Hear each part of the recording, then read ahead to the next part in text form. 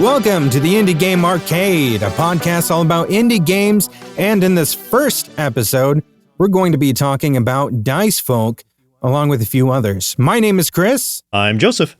And since this is our very first episode of the podcast, I just thought real quick, let's give a quick mention, because some of you listening might not know who the heck we are. We've been doing like podcasts and other things for years, but this is a new one. You might be like meeting us for the first time through your ears, which is weird to say. Specifically for this, I thought maybe we'll mention some of our favorite indie games and like game genres and stuff, so folks listening can get a feel for the kind of games that they should probably expect from this podcast, in the future and stuff. So Joseph, if you would want to start, what kind of games do you like to play? Yeah, what kind of games do I like to play on the spot? I can answer for you, but no, the obvious ones are like, especially when it comes to indie games, roguelikes, like that. If I probably own just about every single roguelike that has a very positive or above rating on Steam, period. Like that sounds like a joke, but I'm pretty sure if it says roguelike and I notice it, I'm going to buy it. Even before I play it, even before I know anything about it. If it's got positive reviews, I'm like, okay, I trust people. You know how I know that's true? Because you shared your game library with me again the other day. So I saw, like, now that we have this massive shared library of like, it's like over 1,000 games between the two of us, I would say 80% of that is your games.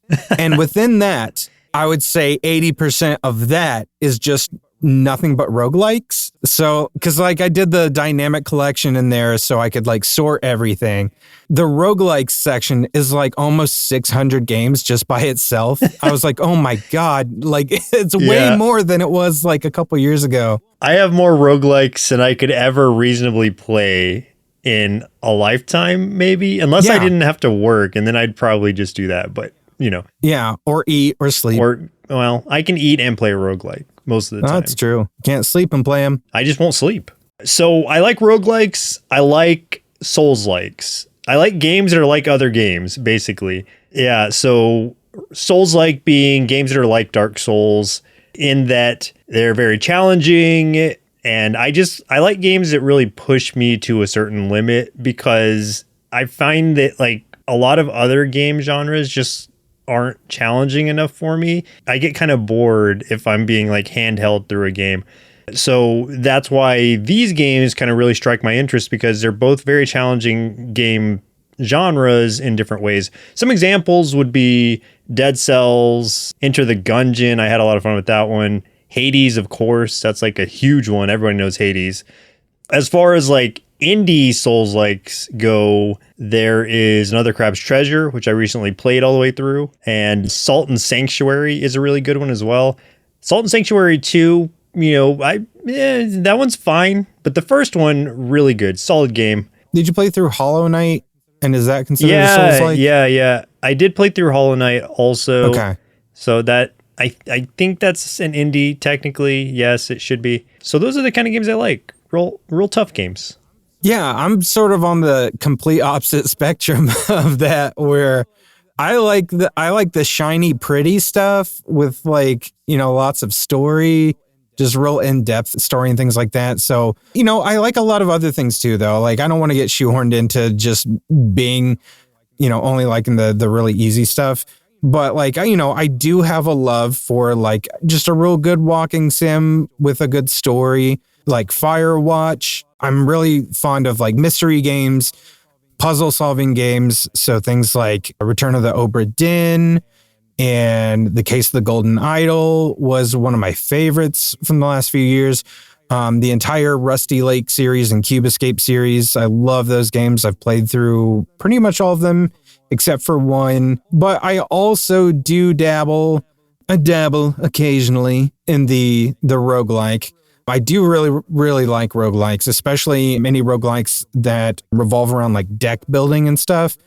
Really enjoyed Wild Frost, Monster Train. I've sunk way too many hours into both of those. Inscription, which like is kind of like a mix of both, where it's, it's kind of, a game from point A to point B, but then it also has Casey's mod, which is sort of that roguelike experience with cards after the fact. So that's another game that I've lost way too many hours in.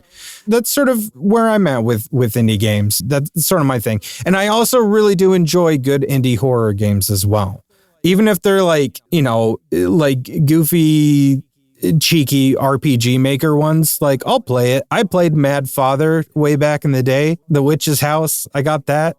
I'll play those. Yeah, my tolerance is a little bit different for cozier games, I guess you could call them. Yeah. If I like for a walking sim, I guess if I'm walking through a game, then and I'm not under constant threat of being snuck up on by an assassin or shot with a giant flaming arrow, then it's just not fun for me. So bring on the challenge. Give me some hard enemies. Let me do some boss rushes. Just throw it all at me. When you jump into a game, you need to feel your adrenaline pumping. You need to be on high alert. And I'm like, I need to be in this game and I need to be able to mellow out and chill and take in the sights and sounds. And if there's some good music to it, all the better. I mean, if it's not automatically hard, like a Dark Souls game or something, or it doesn't have a hard mode in it, then it's not going to capture my interest.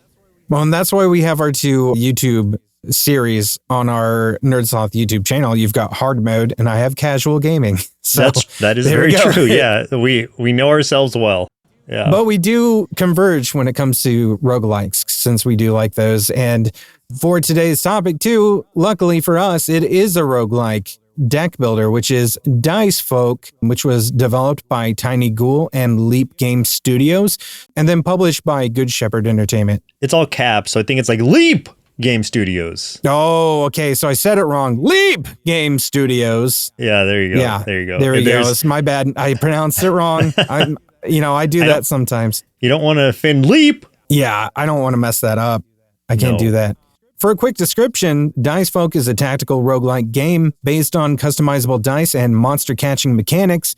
On your adventure as a Chimera summoner, you'll meet dozens of unique and powerful creatures that you can recruit to create the perfect team. Yeah, if you were going to, that's a description, but... That is a description. But as you and I know, the game descriptions that sometimes that you see on Steam and other places doesn't quite, this one, it's okay, but sometimes the descriptions don't quite match exactly like the feel when you play certain games and stuff.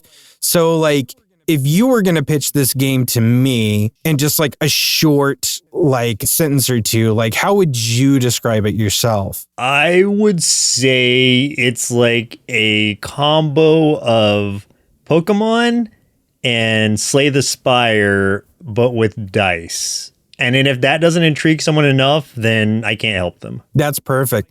No, like you nailed it, because that was kind of where my head was at too.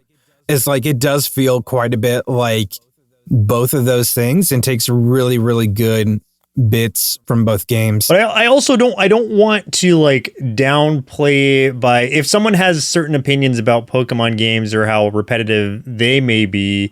Yeah, it's only Pokemon in the sense that like you are quote unquote capturing chimeras and using them on your team, but it's not in the sense that you're like hunting them down like that. Like you're essentially hiring them onto your team.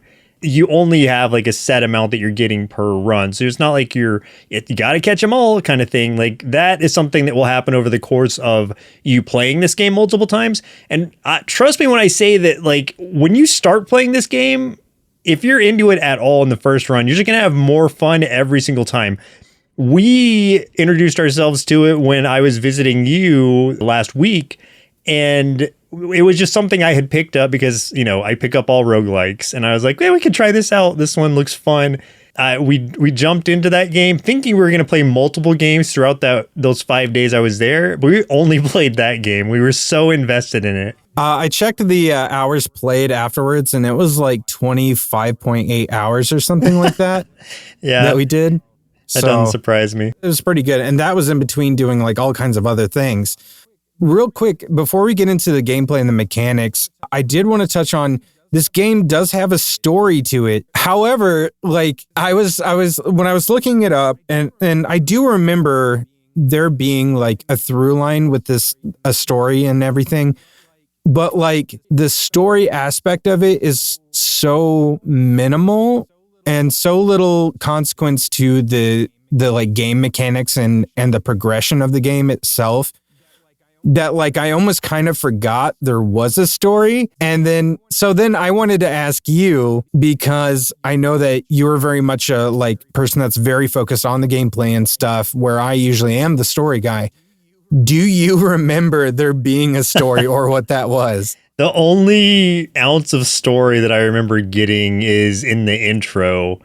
And even like that, like I sat through it. I was impressed by the visuals. I really liked the animation they used throughout the game, but I wasn't paying attention enough to capture anything from it. Aside from we need to beat this one monster, like at the end of the run, basically. That one guy. Yeah. That one guy. We got to beat him. Gotta beat that guy. So the story is you are playing as this woman named Alea. I'm assuming is how you pronounce the name. I don't think we heard anyone actually say the name out loud. I think we only saw it in text. Alea is a Dicefolk hero. So that's actually like a title within this world or whatever.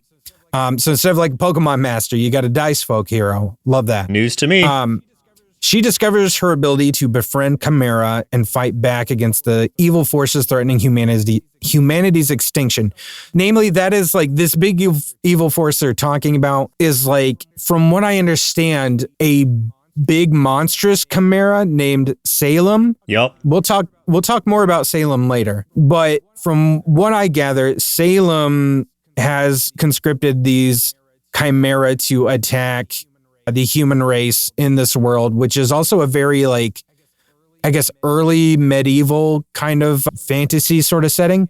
You are able to, I think you're like the only one, I guess, the only one that can also conscript these Chimera and fight back against Salem's Chimera. So that's basically the setup for this game, and feels like it has pretty much no impact on gameplay at all, but it's just kind of a fun little backdrop. And you do get some cool cutscenes. Like Joseph said, there's some really good animation for it. Yeah, it's not about the story though, is what you're getting at. And I completely agree with that. Yeah. But the gameplay is so engaging that it will really capture your attention. When we first started playing it, I was unsure of like just how intricate this was going to be. And it was like the more we played it, the more we kind of figured out just how, I don't want to say customizable, but I guess that is kind of the word, your teams can be, and just like how different everything can be depending on the choices you make and the things that you purchase within the game.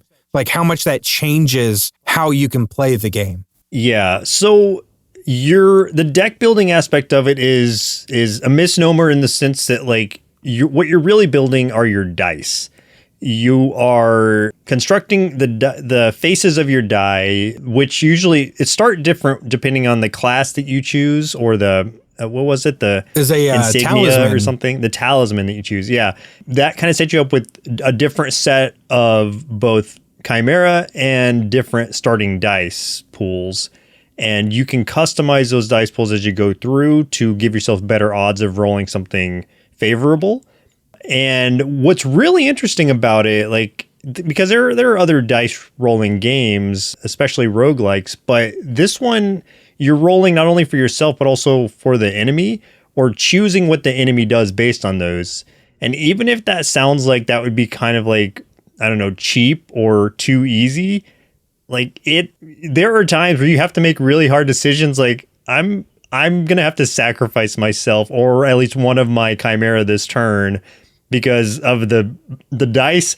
I rolled so well for the enemy that they're just going to kick my ass if I, don't defend myself in some way. So it's like, there's a lot of back and forth. It's kind of like playing chess, but with yourself, but yes, more interesting than that, I guess. Right. Yeah, that sounds lame, like the idea of playing chess with yourself. But this is really interesting in that it makes you think, and you have to strategize so much more, because you have to consider when there are dice that the opponent rolls, and that show up on the opponent's dice and that you have to use.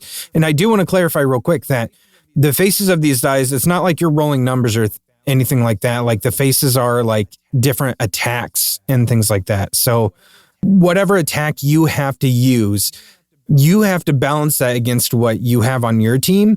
So it's like, okay, maybe you have a shield on one of the 3 dice that you have that can absorb one of these attacks on that side. But if they've got 2 other attacks, you're going to have to eat 2 of those other attacks. So it's like, okay, which chimera, which you have 3 out at one time, and you can swap them in and out. Like you have like your 2 leaders. You're essentially rotating them through to bring one to the front.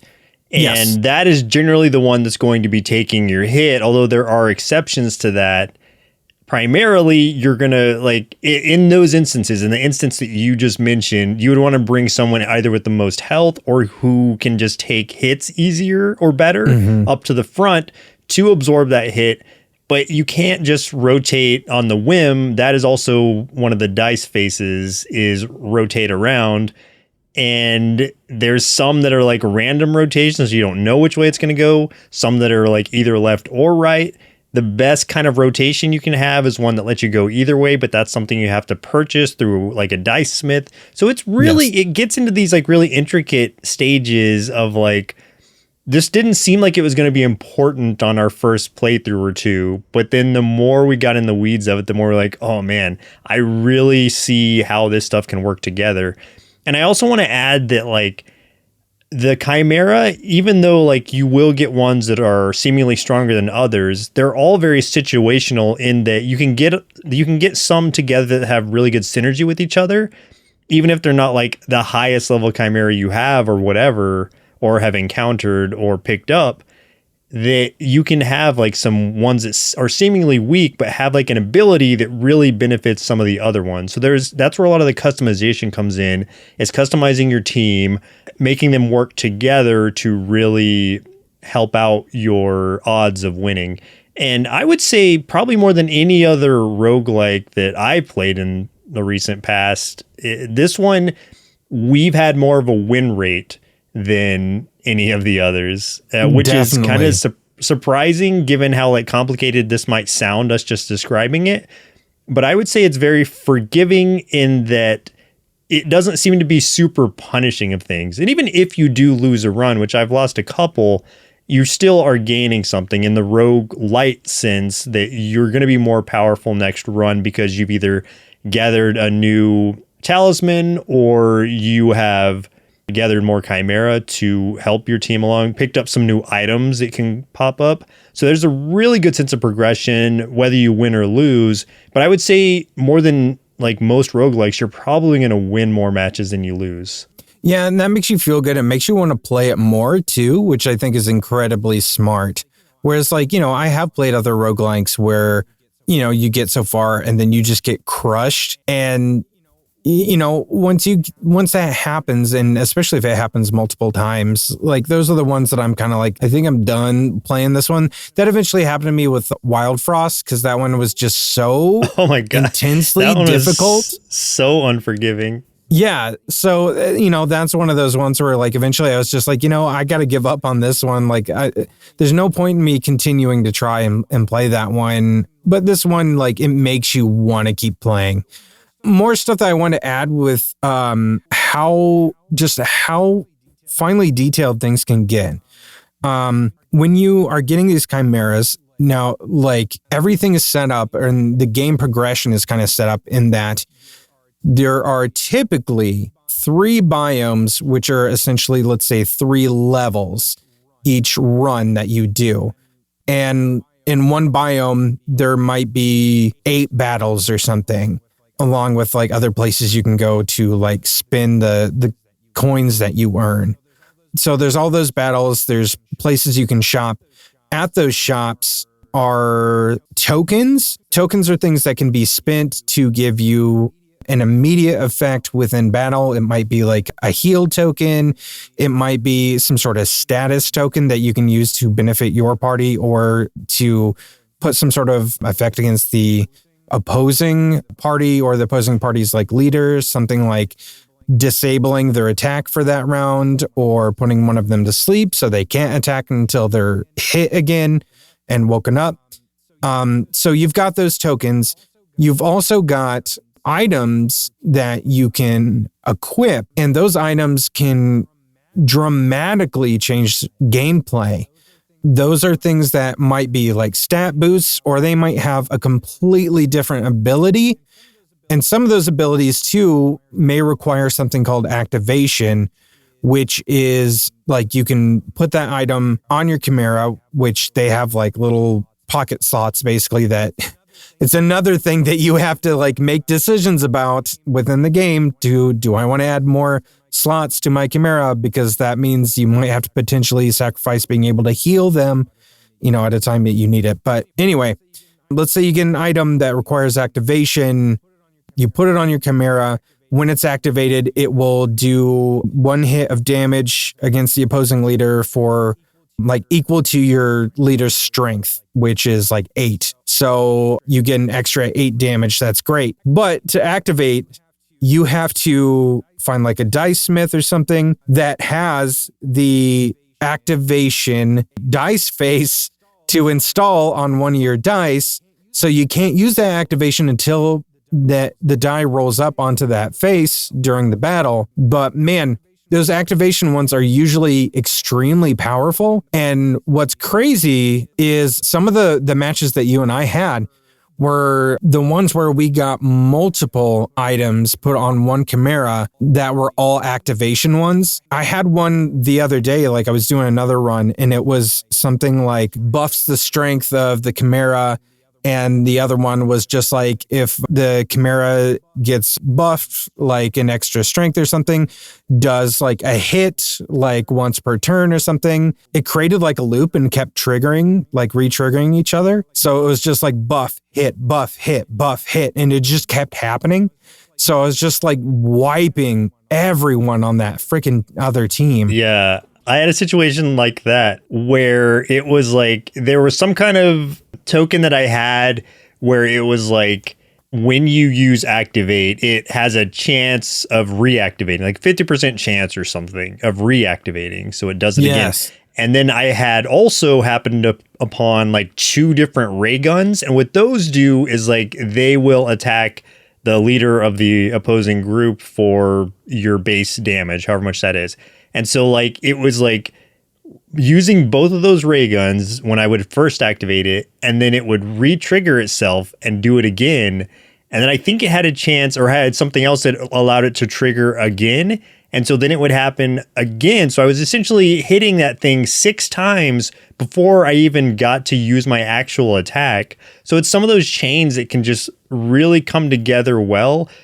Dependent on your dice rolls, of course, but once you have like a decent amount of those activation tokens on your dice, your chances are really high of getting to roll them 1, sometimes maybe 2 per turn. And then that's where it becomes just insane seeing the damage you can dish out. Like there was one run where I was able to beat the final boss in 1 turn. Like he didn't even get to go. Yeah, because things just kept chaining off of themselves. And he just got melted. So that's where it's so satisfying to see like your plan come to fruition in such a big way that it's like, okay, awesome. Like I just destroyed this run. And what I appreciate most about that with roguelikes in general is that after that's done, like you're earning a lot from it, but you're going back to scratch from that after that run's over. You don't become just this omnipotent being that is constantly overpowered. You're starting over, and you have to think up a new sort of strategy because you're at the whim of RNG, like the random items that show up, the random things that show up. But it's like finding a smart way to build based on what you have.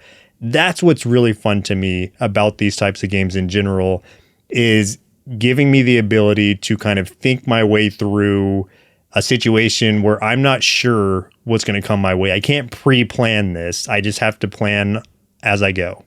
And I think another thing that we forgot to mention is that each Chimera has their own uniqueness. There's always some sort of ability or special stat that they have that others don't. So that makes it even more, unique for each run that you have, especially because there are so many Chimera in the game. And the more you play it, the more that you unlock both Chimera, both tokens, items. So each run feels completely different. Like I've probably done, I want to say a dozen runs now, and each one has felt different. Like none of them have been the same team, the same items, the same strategy. Yeah. And I can't say that about any other roguelike that I've played. I remember one of your first runs, you went through it with one of the little starting pawns, and he was your primary hero. You had buffed him up so much. He has no like additional abilities or whatever past whatever he starts with, but you powered him up so much that he became your tank, your damage dealer. He was your main dude, even though you had the other more powerful Chimera backing him up. And that was just so fun to watch this little dude just like work his way through the whole work his way through the whole boss, the whole game. It was great. It was a good run too.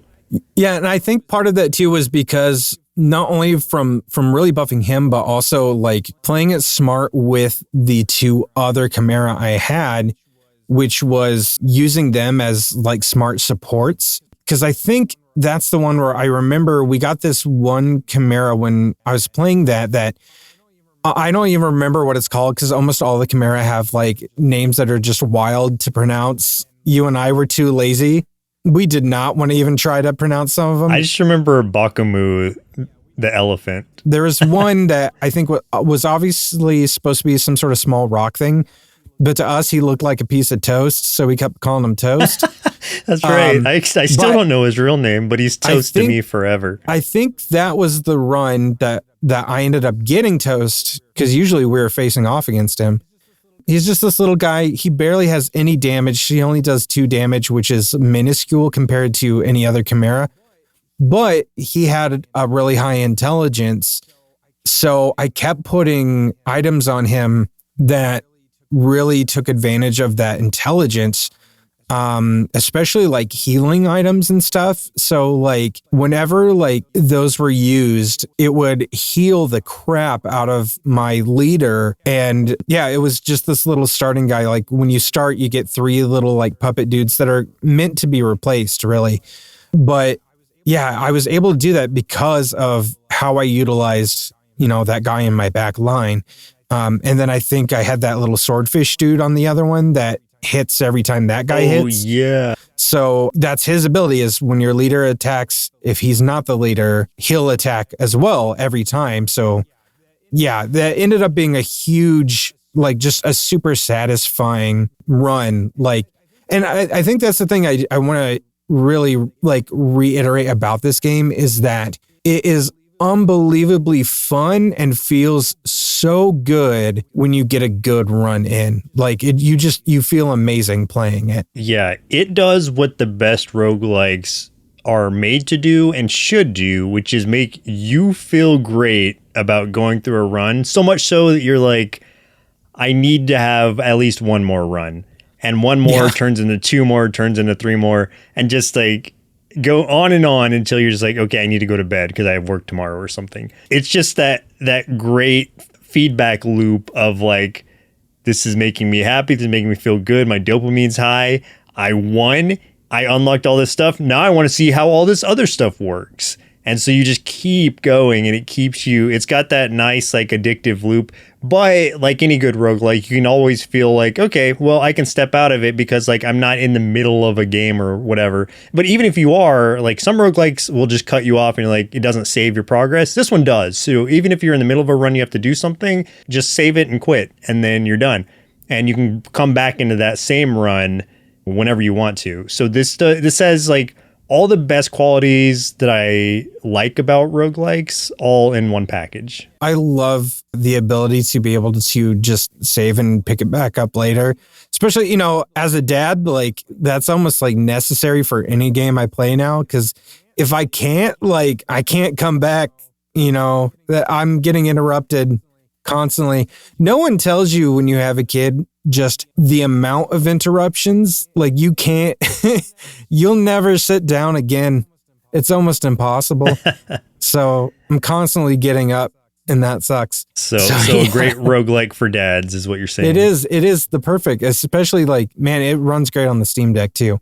So one thing I wanted to bring up real quick is, so the look, the sound, as far as like the music and everything of it, it was good, but there wasn't really anything memorable. As far as the music goes, like in my mind, I think it was mainly the same like sort of battle song through every fight. I mean, do you remember anything differently? The only difference I think was like between the different biomes, they might have had different battle songs, but I could be completely wrong. I'm just assuming because the music isn't what stuck out to me the most.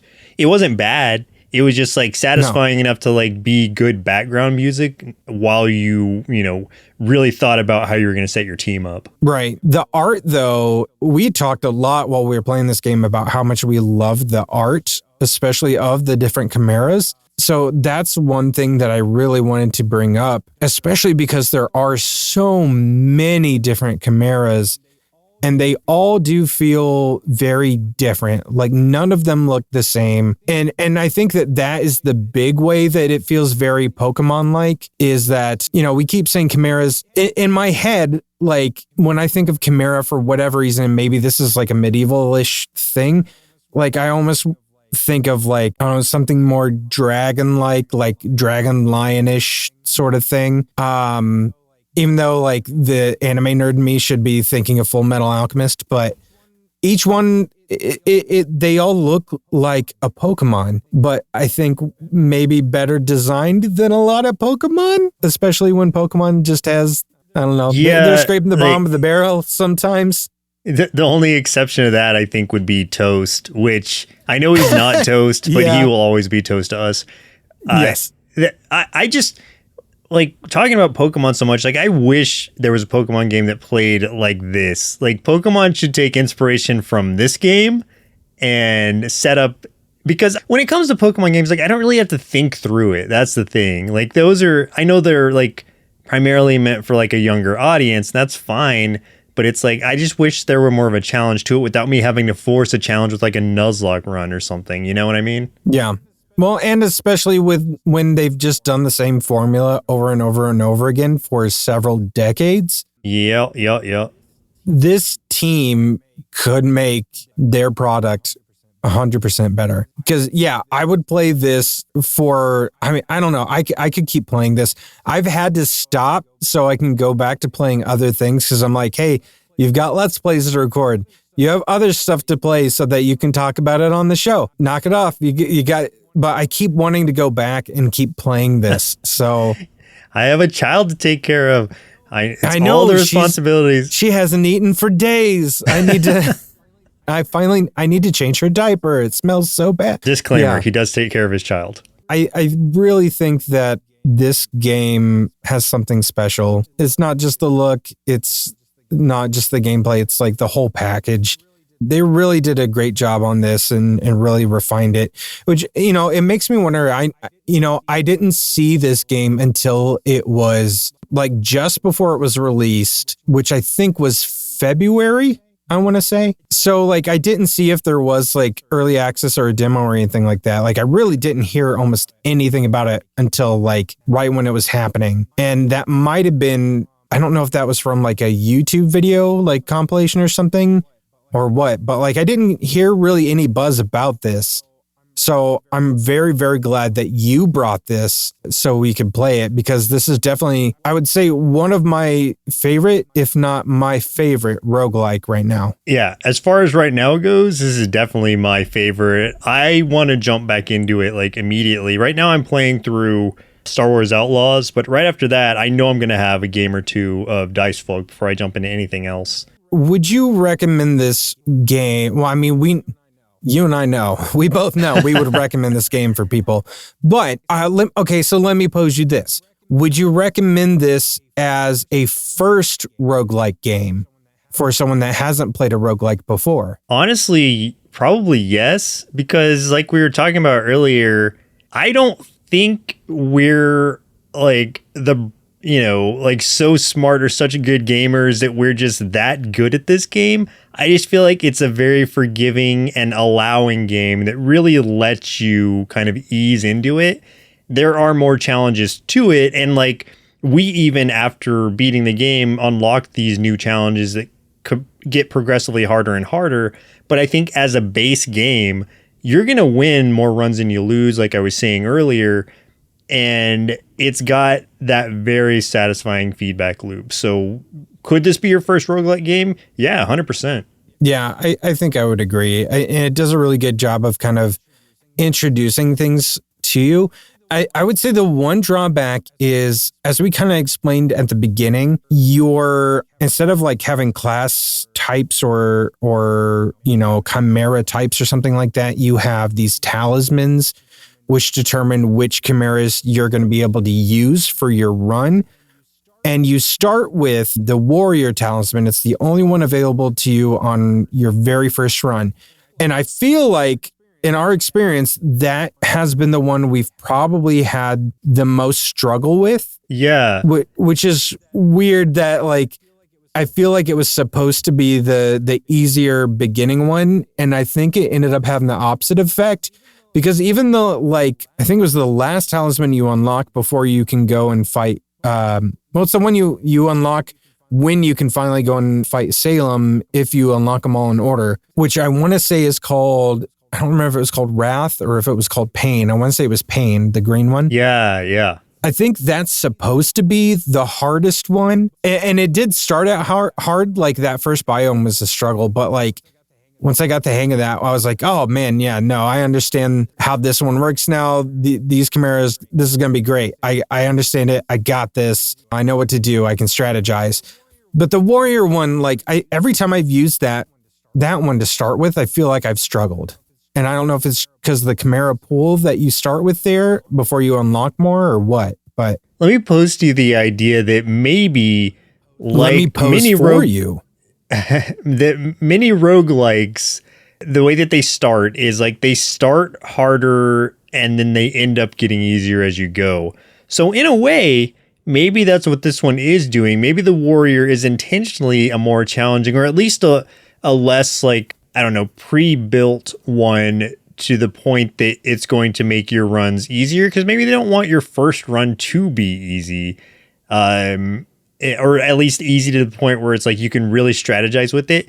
It's kind of like the baseline, the Mario of the bunch. If we're talking about something like Mario Kart or whatever, it's like average everything. So it's like Fair. You could really go out of the different directions with it. Whereas a lot of the other ones are very specific in what they, or at least like the kind of build they want you to go for. Like the pain one, obviously you need to find things that like benefit from your dudes being hurt.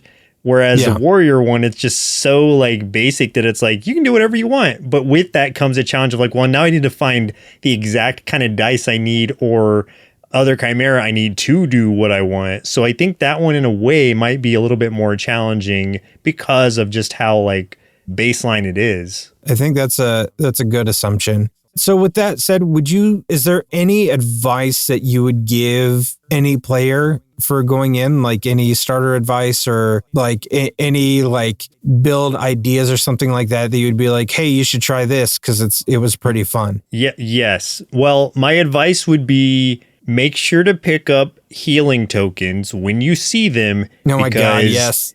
Those have saved us so many times. If not those, then the shield tokens, anything that can protect you or heal you or resurrect you is going to be so paramount. And maybe not in early runs, but in later runs, like those are like necessities, because you can feel like you're doing great and they get completely crushed by like one bad fight. And then if one of your dudes is knocked out, then you only have two that you're going in with to the next battle, and that's going to make it even harder. And so I would just say don't sleep on those like healing items, even if you feel like you don't need them, like you will at some point. Yeah, I would agree with that. As far as a build goes, the other day I had a team that all stacked burn damage, and that was a lot of fun. So good. Yeah, that was great. I had a good time with that one. So I would just recommend that one if you happen to just want a challenge. And I'm trying to remember which talisman you need for that one. It might have been Pain, but I'm not sure. Well, but whichever one has the T-Rex in it. because Yeah, the he T-Rex dude, is he great was cool. and adds a lot of burn every turn.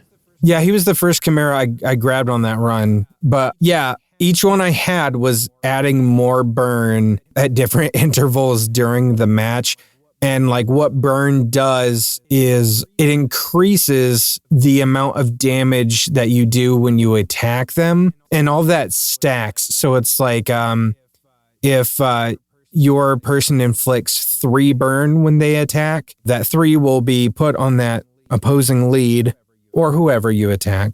That does go down by 1 each round, but it just means that like you would do then 3 damage if you attack them again that turn. But because the burn stacks, you know, if you have a team that is constantly putting burn after burn, I think that was one that I ended up going and fighting Salem, the big bad at the end.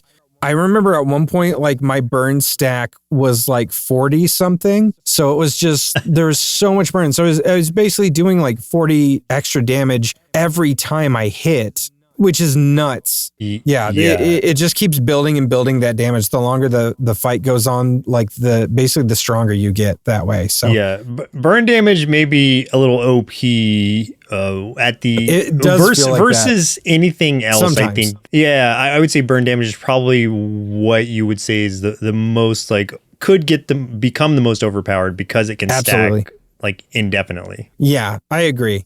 Poison can kind of do that too. Poison is like damage though that gets applied after a round is over, but you get a big poison stack that will destroy a team, and that has destroyed us multiple times.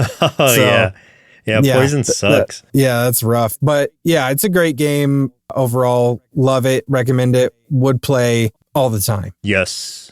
Let's talk about just real quick, and we don't have to spend a lot of times on these, but I know that we've been playing a few other indie games here and there, and you mentioned this one like towards the beginning of the episode, so why don't you start with this?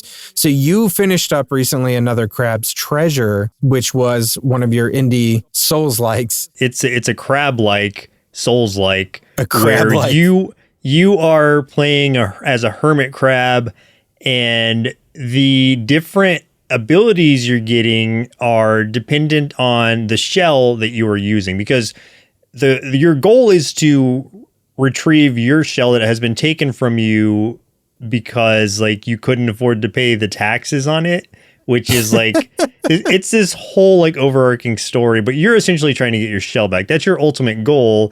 And in the process, you kind of become the hero of the sea because you run into so many different things along the way that just circumvent you into having to act as that.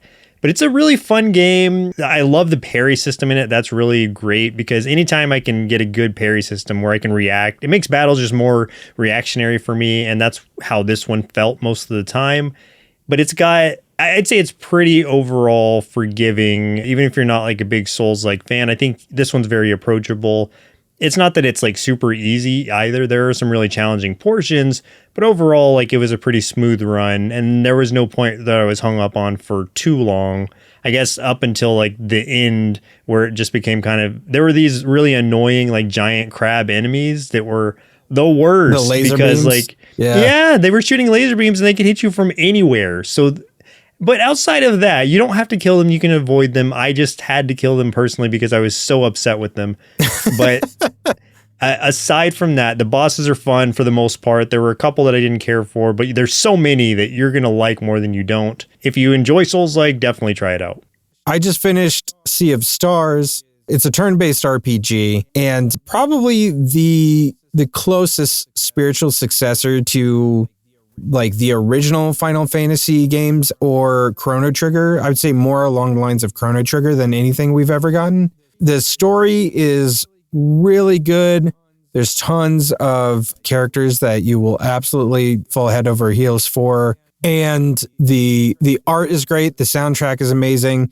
The gameplay is fantastic. There's tons and tons and tons of boss fights. The majority of those boss fights are all very excellent. But what I really like about Sea of Stars is that combat system, which is really, really good. Just solely for the fact that there's a lot that you can do. There is way more strategy involved than I'm used to for turn-based RPG like this. I feel like it kind of took that genre and really ran with it and made something really special with it. So it's one I would absolutely recommend. Joseph, I really want you to play it, which I know you've got it because you and I are both backers in it. So you have it. Yeah. You even have the album. I did Kickstart it, and I got the album, which is set up here on my record player, but I still haven't played the game. I'll do it one day. Yeah. I'll get around to it. I also started playing Dream Tactics, which I'm not like super far in, but like that's a pretty fun one too. That one is a tactical RPG where you're having to do positioning and stuff like that. And the move sets are really interesting, which I like. Like it's some of the characters have a very different play style than I've seen before, you know, and it's really cute. You're playing like these women who are, I think they're supposed to represent like dreams. They're like dream warriors in a dreamscape, and you fight against pillows. And each pillow, there's like different classes of pillows. You got warrior pillows, you got mage pillows, warlock pillows, all kinds of stuff, which is just cute and really fun. It does get complex because the mechanics here is you are given like a set of cards, you know, randomly drawn, and those are your move sets and stuff. So you kind of have to pick what you're going to do or try to redraw the cards in your turn. Where I am in the game right now, which, like I said, isn't super far in, some of these like enemy encounters, there's like 20 enemies at one time. So it can get very hard really fast unless you're really smart about it. So yeah, it's really cool. And it's also has like a really cool like Game Boy Advance kind of style to it, if you look it up, like as far as the art and design and everything of it. So it's pretty neat. You can see Joseph and myself play Sea of Stars and Another Crab's Treasure over on our YouTube. If you go to youtube.com/nerdsloth, I think all my videos for Sea of Stars is now there, and Joseph's run of Another Crab's Treasure should be done, if not real close to being done by the time you're listening to this. So if you want to see us play some of the games that we're talking about, you can do that there. You can also join us over on patreon.com/nerdsloth, where you can catch me doing a run of Dicefolk, the game that we talked about. You can also get lots of updates on some of the other games that Joseph and I are currently working on. We're working on building a game ourselves. You can get updates on that. There's also tons of other bonus podcasts over there on patreon.com/nerdsloth. There's more stuff on YouTube as well for indie games.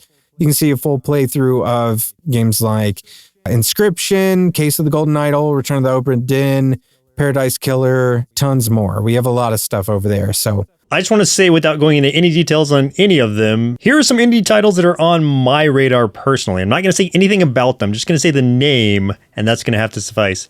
So Necro King, Shogun Showdown, Knock on the Coffin Lid, Core Keeper, and Cat Quest 3, all of which I own, but have not played yet. But I will soon. Yeah, and I'm fairly sure one of those we're going to talk about in the next episode, if not multiple, but one of them for sure. You'll find out which one. You'll find out which. Listen to the next episode. Hint, hint. Well, until then, my name's Chris. I'm Joseph. And go ahead and keep playing through that backlog of indie games that I know is stored on your Steam account. I've seen it. I've seen your library. There's tons of indie games that you bought and you haven't even played yet. So you better get in on it. We'll see you again next week. All right, see ya. Indie Game Arcade is recorded and produced by Sloth Creative. If you're looking for more gaming content, head over to youtube.com/nerdsloth. For additional podcasts, go to nerdsloth.com. If you'd like to support the show, there are multiple tiers available at patreon.com/nerdsloth, with hundreds of hours of bonus content from everything we do at Nerdsloth Creative, including bonus gameplay videos of the games we talk about on the show. The theme music for the show is Retro Game Tapes by Audio Live. If you'd like to get in touch with us, or if you're an indie game developer and would like us to consider reviewing your game, send us an email to podcasts@nerdsloth.com with the subject line Indie Game Arcade.